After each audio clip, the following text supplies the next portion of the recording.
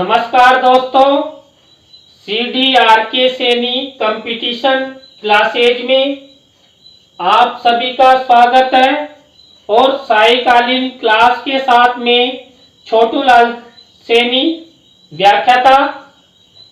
आज जो हमारी मनोविज्ञान की क्लास होगी उसके अंतर्गत हम अधिगम की परिभाषाएं तथा अधिगम कठिनाइयों के बारे में अध्ययन करेंगे। जो अधिगम की परिभाषाएं हैं, देखिए हमने कुछ परिभाषाएं तो पहले अध्ययन कर लिए, लेकिन मुख्य 10 परिभाषाएं ऐसी है अधिगम की जिनमें से कम 2 परिभाषा जो किसी भी प्रकार की कोई सी भी प्रतियोगिता परीक्षा हो उसमें 100% मिलती है। इसलिए मैंने पुनः आपके लिए 10 प्रमुख जो परिभाषाएं हैं उनके बारे में हम अध्ययन करेंगे। यहाँ पर भी देखिए जो अधिगम की कठिनाइयां, अधिगम कठिनाइयां जो वर्तमान में जो वैज्ञानिक बीमारियां हैं, जैसे ऑटिज्म है, बुलिमिया है, इस तरह की जो अधिगम कठिनाइयां हैं उनके बारे में पेपर में 100% आता है। तो आपका जो आज का टॉपिक है अधिगम की परिभाषाएं तथा अधिगम की कठिनाइयां, इनमें से आपकी एग्जाम में चाहे आप रिट की दे रहे हो या RPSC की दे रहे हो या CTET की दे रहे हो, इसमें से कम 3 से 4 प्रश्न जरूर आपकी परीक्षा में मिलेंगे। तो अब हम अध्ययन करते हैं। सबसे पहले हम अधिगम परिभाषाएं, जो अधिगम की प्रमुख परिभाषाएं हैं इसके बारे में अध्ययन करेंगे। जो अधिगम की प्रमुख 10 परिभाषाएं हैं, इनमें से आपकी परीक्षा में जरूर 1 या 2 प्रश्न जरूर आता है। आपसे परिभाषा पूछी जाती है, परिभाषा देती जाती है कि ये परिभाषा किसकी है। तो देखिए सबसे पहले स्किनर, हमारे स्किनर जो मनोवैज्ञानिक है, उन्होंने अधिगम की परिभाषा थी कि व्यवहार में उत्तरोत्तर अनुकूलन की प्रक्रिया ही अधिगम है। देखिए उत्तरोत्तर अनुकूलन ध्यान रखना, इन्होंने उत्तरोत्तर अनुकूलन कहा है, अनुकूलन का सिद्धांत दिया, इसलिए उत्तरोत्तर अनुकूलन की प्रक्रिया ही अधिगम है। यानी कि लगातार हम जिस अवस्था में या जिस स्थान पर जाते हैं उस स्थान के अनुसार अनुकूल होकर जो भी सीखते हैं वही क्या है, अधिगम की प्रक्रिया ही अधिगम है। नंबर 2 है गेट्स। हमारे गेट्स महोदय ने कहा अनुभव एवं प्रशिक्षण द्वारा। देखिए यहाँ 2 शब्द है, अनुभव एवं प्रशिक्षण द्वारा व्यवहार में संशोधन ही अधिगम है। देखिए 3 शब्द याद रख सकते हैं कि गेट्स ने अनुभव, प्रशिक्षण एवं संशोधन जिस परिभाषा में आ जाए वो गेट्स की परिभाषा है। इन्होंने दूसरी अधिगम की भी कई परिभाषाएं दी है। यहाँ मुख्य जो अधिकांश परीक्षाओं में पूछी जाती है वही परिभाषा मेरे द्वारा लिखी गई है। इसके बाद मार्गन, देखिए मार्गन मनोवैज्ञानिक ने क्या कहा है, अधिगम अपेक्षाकृत व्यवहार में स्थायी परिवर्तन है। देखिए यहाँ पर अपेक्षाकृत व्यवहार में स्थायी परिवर्तन है जो अभ्यास अथवा अनुभव, देखिए अभ्यास अथवा अनुभव के परिणाम स्वरूप होता है। ये खाली स्थान भी आपसे पूछा जा सकता है। अधिगम अपेक्षाकृत व्यवहार में स्थायी परिवर्तन है जो अभ्यास अथवा अनुकूलन अनुभव के परिणाम स्वरूप होता है। तो देखिए इसके बाद वुडवर्ड सबसे मोस्ट इंपोर्टेंट परिभाषा है नवीन ज्ञान एवं अनुक्रियाओं। देखिए नवीन ज्ञान एवं अनुक्रियाओं को प्राप्त करने की प्रक्रिया अधिगम की प्रक्रिया कहलाती है। अधिगम की प्रक्रिया किसे कहते हैं?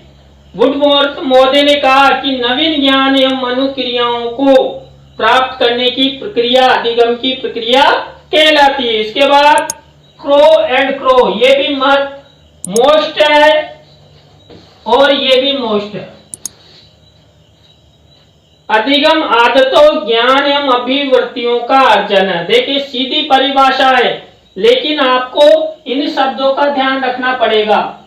आदतों, ज्ञान एवं अभिवृत्तियों का अर्जन ही क्या है? अधिगम है। ये किसने कहा? क्रो एंड क्रू ने। इसके बाद छठी परिभाषा है, ये भी महत्वपूर्ण परिभाषा है। ये कई बार सी-टेट परीक्षा में पूछी गई है और आरपीएससी द्वारा भी पूछी गई है। गिलफोर्ड, व्यवहार के कारण व्यवहार परिवर्तन अधिगम है, यानी कि व्यवहार के द्वारा व्यवहार में परिवर्तन, यानी कि व्यवहार के द्वारा ही बालक अधिक सीख सकता है, व्यक्ति सीख सकते हैं। आप उससे अच्छा व्यवहार नहीं करेंगे तो बालक या व्यक्ति कभी नहीं सीख सकता। पावलोव, देखिए ये भी मोस्ट है। पावलोव द्वारा अधिगम की जो परिभाषा दी गई वह है अनुकूलित अनुक्रिया। देखिए इन्होंने अनुकूलित अनुक्रिया सिद्धांत दिया था। अनुकूलित अनुक्रिया के परिणाम स्वरूप आदत का निर्माण ही, देखिए आदत का निर्माण तो यहाँ भी है कि आदतों, ज्ञान एवं अभिवृत्तियों का अर्जन ही अधिगम है। लेकिन पावलोव ने कहा अनुकूलित अनुक्रिया, यानी कि किसी भी व्यक्ति की अनुकूलित अनुक्रियाएं होने पर ही क्या होता है? अधिगम होता है। आदत का निर्माण ही अधिगम, आदत का निर्माण कहा है इन्होंने भी अनुकूलित अनुक्रिया। देखिए कई बार सी-टेट में ये परिभाषा इस तरह दी है कि ये यहां से दे देता है, इसको गायब कर देता है। ये खाली छोड़कर के परिणाम स्वरूप आदत का निर्माण ही अधिगम है। अब यहाँ आपको 4 ऑप्शन दे देगा इसके लिए। अनुकूलित अनुक्रिया, जिस ऑप्शन में सही है आपको वही भर देना है। तो पावलोव ने कहा अनुकूलित अनुक्रिया के परिणाम स्वरूप आदत का निर्माण ही अधिगम। इसके बाद काल्विन महोदय ने कहा पूर्व निर्मित व्यवहार में अनुभव द्वारा परिवर्तनीय अधिगम है, यानी पूर्व में निर्मित होते हैं, जो पूर्व निर्मित व्यवहार होते हैं उनमें अनुभव द्वारा परिवर्तनीय अधिगम है। इसके बाद एस.एस. चौहान, देखिए ये भी मोस्ट परिभाषा है और कई बार पूछी जा चुकी है। प्राणी के व्यवहार में, देखिए इसमें सीधा है प्राणी शब्द, सबसे प्राणी का व्यवहार, प्राणी के व्यवहार में परिवर्तन लाना ही अधिगम का अभिप्राय है। सीधी सी परिभाषा दी है एस.एस. चौहान ने कि प्राणी के व्यवहार में परिवर्तन लाना ही अधिगम का अभिप्राय है। और देखिए प्राणी के व्यवहार में परिवर्तन आ जाता तो कुल मिला के घर में शांति बनी रहती है, वो किसी से लड़ाई झगड़े नहीं करता, व्यवहार अच्छा रखता है, तो इसका मतलब उसमें अधिगम हुआ है, उसने कुछ सीखा है। इसके बाद हमारी लास्ट परिभाषा है पील महोदय ने क्या कहा? अधिगम व्यक्ति में एक परिवर्तन है। देखिए वास्तव में सही है, अधिगम व्यक्ति में एक परिवर्तन है, यानी सीखना व्यक्ति में एक परिवर्तन है।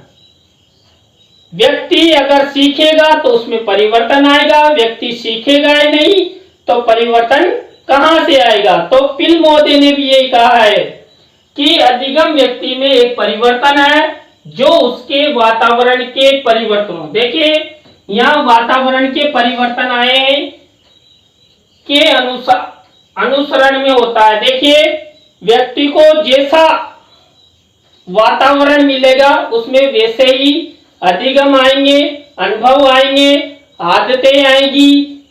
तो जितना अच्छा वातावरण होगा उतना ही अच्छा अधिगम होगा।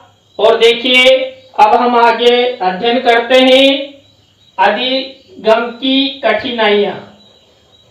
अधिगम की कठिनाइयां कौन कौन सी है? और देखिए जो मैं अधिगम की कठिनाइयां बताऊंगा उसमें से 100 में से 100% आपके 2 प्रश्न 100% मिलेंगे। अधिगम की कठिनाइयां है, देखिए ये परीक्षा की दृष्टि से अति महत्वपूर्ण है। इनमें से कई बार 1 से 2 प्रश्न जरूर पूछे जाते हैं क्योंकि ये वैज्ञानिक मनोवैज्ञानिक नई बीमारियां हैं जिन्होंने अपने लैटिन भाषा में नाम दिए हैं और ये परीक्षा में आपको जरूर याद करनी होगी, तब तो आप इनके प्रश्न अच्छे से हल कर सकते हैं। तो पहली समस्या देखते हैं, लिखने संबंधी कठिनाई, यानी जिस बालक या व्यक्ति में लिखने संबंधी कठिनाई आती है उसमें डिस्ग्राफिया नामक बीमारी होती है। डिस्ग्राफिया, बोलिए डिस्ग्राफिया। इसके बाद बोलने संबंधी कठिनाई, यानी कि जिसको बोलने संबंधी कठिनाई होती है, चाहे बालक हो या व्यक्ति हो, उसमें डिसलेक्सिया, डिसलेक्सिया नामक बीमारी होती है, कठिनाई होती है। कठिनाइयों के नाम है डिसलेक्सिया कठिनाई, यानी बीमारी का नाम नहीं दिया लेकिन ये बीमारी है, क्योंकि देखिए कुछ न कुछ कमी होती है तो वो बीमारी होती है। तो नंबर 3 है बोलने, लिखने, पढ़ने। देखिए तीनों है, बोलने, लिखने, पढ़ने संबंधी कठिनाई, डिस्पेक्सिया कहते हैं इसे। क्या कहते हैं? डिस्पेक्सिया। इसके बाद गणितीय गणनाओं संबंधी कठिनाई, यानी जिनको गिनती नहीं आती है, रुपए का जोड़ तोड़ नहीं आता है, गुणा भाग नहीं आते हैं, उसे डिस्कैलकुलिया बीमारी हो जाती है। डिस्कैलकुलिया बीमारी, डिस्कैलकुलिया बीमारी। इसके बाद नेक्स्ट है संप्रेषण संबंधी समस्या, यानी कि आपस में कई बार कई व्यक्तियों को संप्रेषण संबंधी समस्या होती है, यानी कि वो सामने बैठे हुए व्यक्ति से अच्छे से बात नहीं कर सकते हैं, उनमें संप्रेषण की क्षमताएं नहीं होती है, तो उन्हें भी बीमारी होती है, जिसे ऑटिज्म कहा जाता है, ऑटिज्म।